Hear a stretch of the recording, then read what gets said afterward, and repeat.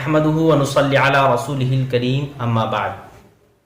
محرم الحرام کا مہینہ یہ مقدس مہینہ ہے اور بڑی ہی اہمیت کا حامل مہینہ ہے۔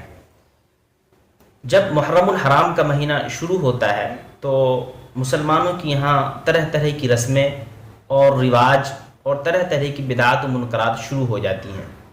مثلا 10 محرم کو تعزیہ بناتے ہیں اور تعزیے کے اوپر چڑھاوا چڑھایا جاتا ہے، پھر اس تعزیے کو 10 محرم کو باہر سڑکوں پر لا کر کھڑا کرتے ہیں اور اس کے سامنے یا حسین کے نعرے لگاتے ہیں، زنجیر زنی ہوتی ہے اور لوگ اس کے سامنے آ کر لاٹھیاں کھیلتے ہیں اور طرح طرح کے کرتو دکھاتے ہیں جو کرتو بدعات و خرافات میں سے ہے۔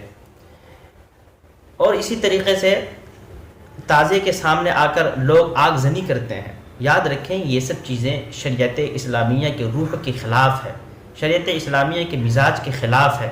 یہ سب چیزیں بدعات و منکرات ہیں، یہ خرافاتی چیز ہیں، یہ سب ان کا شریعت اسلامی سے کوئی بھی لینا دینا نہیں ہے۔ ان سب چیزوں سے ہمیں پرہیز کرنا چاہیے، بچنا چاہیے۔ اسی طریقے سے 10 محرم کو سبیلیں لگوائی جاتی ہے۔ حضرت حسین رضی اللہ تعالیٰ عنہ کے نام پر لوگوں کو پانی پلاتے ہیں، کھانا کھلاتے ہیں۔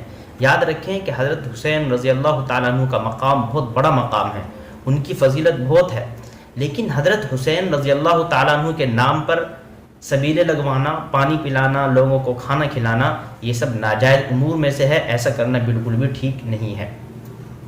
اسی طرح ہمارے یہاں ایک بات 10 محرم کے تعلق سے یہ پھیل گئی ہے کہ محرم الحرام کے مہینے میں شادی نہیں کرنی چاہیے، اور جو آدمی محرم کے مہینے میں شادی کرتا ہے اس کی شادی ناکام ہو جاتی ہے۔ یاد رکھیں اس کا حقیقت سے کوئی بھی لینا دینا نہیں ہے، یہ باتیں بالکل غلط ہے۔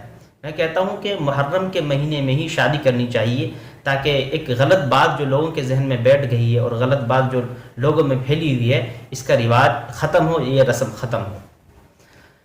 ہمیں محرم کے مہینے میں تمام بدعات، منکرات اور رسموں اور اسی طریقے سے خرافاتی چیزوں سے ہمیں بچنا چاہیے۔